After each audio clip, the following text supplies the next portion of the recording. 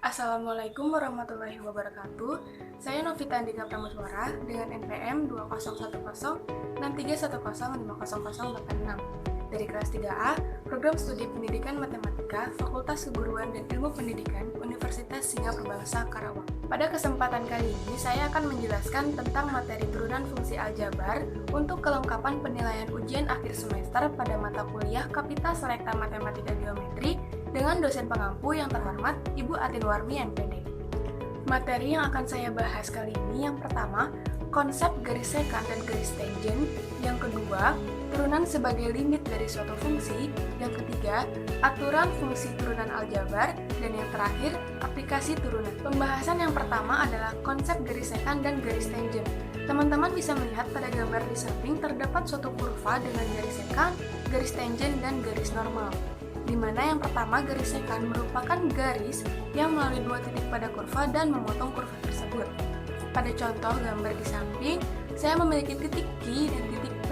Kemudian saya tarik garis melalui titik Q dan titik P tersebut sehingga memotong kurva. Maka garis itu dinamakan garis sekant. Yang kedua adalah garis tangent. Garis tangent dapat juga disebut sebagai garis singgung pada suatu kurva. Teman-teman bisa melihat pada gambar di samping ketika saya memiliki titik P dan saya menarik garis singgung pada kurva dan melalui titik P tersebut. Maka garis singgung itulah dinamakan garis tangent. Dan yang terakhir ada garis normal. Garis normal merupakan garis yang selalu tegak lurus dengan garis singgung. Teman-teman bisa melihat pada gambar. Pembahasan yang kedua yaitu turunan sebagai limit suatu fungsi. Ketika saya mempunyai kurva Y sama dengan fx, dan saya akan membuat garis singgung, saya akan menggunakannya dengan bantuan garis sekant. Yaitu yang pertama saya membuat titik A sama dengan x, fx, karena Y sama dengan fx. Dan titik B dengan x plus h, fx plus h, karena jarak dari titik A ke titik B sebesar h. Selanjutnya, untuk membuat garis gradiennya, kita menggunakan rumus gradien, yaitu YB dikurang YA per XB dikurang XA, dengan YB sama dengan Fx plus H, dan YA sama dengan Fx, XB sama dengan X plus H, dan XA sama dengan X. Akan diperoleh MAB sama dengan Fx plus H dikurang Fx per H. Lalu bagaimana cara kita untuk mencari garis tangent atau gradien dari kurva tersebut? Pada gambar di samping, yaitu garis sekant dengan titik B-nya kita dekatkan dengan titik A, akan menghasilkan garis singgung yang kita cari. Dengan kata lain, H akan mendekati 0 atau jarak dari titik A ke titik B akan mendekati 0. Maka, MAB atau turunan atau garis singgung dari kurva tersebut dapat kita cari dengan limit H mendekati 0, Fx plus H min Fx per H. Inilah yang disebut dengan turunan sebagai limit dari suatu fungsi. Saya memiliki contoh, terdapat sebuah grafik dengan fx sama dengan 3x. Sebelumnya kita akan substitusikan 3x dengan x plus h, maka akan didapatkan 3x plus 3h. Maka turunan dari grafik ini merupakan limit h mendekati 0, 3x plus 3h min 3x per h. Karena 3x dikurang 3x akan habis, maka tersisa 3h per h.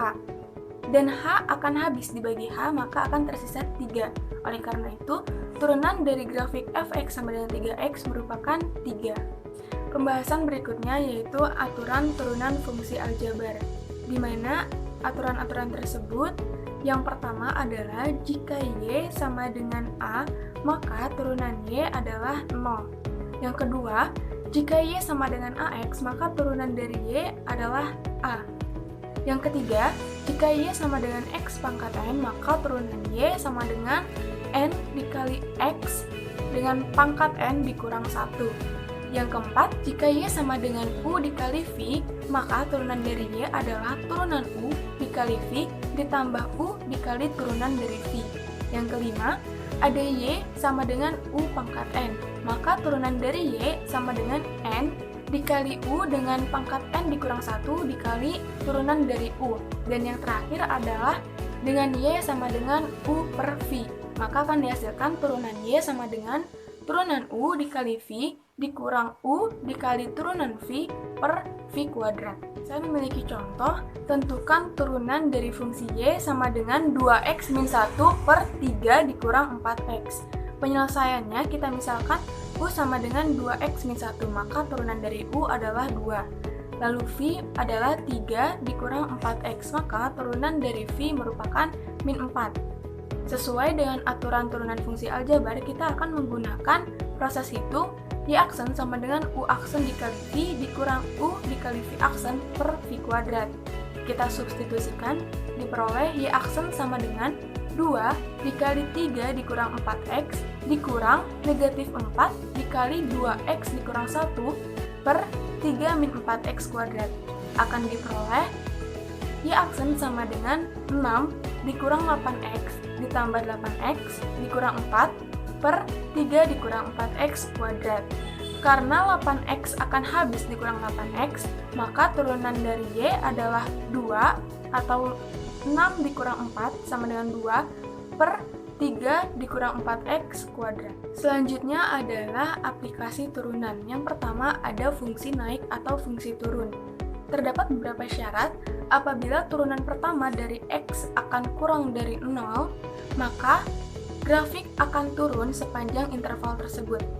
Sebaliknya, jika turunan pertama dari X akan lebih dari 0, maka grafik akan naik sepanjang interval tersebut. Dan apabila f aksen X sama dengan 0 atau turunan fx yang pertama adalah 0, maka grafik tersebut akan konstan.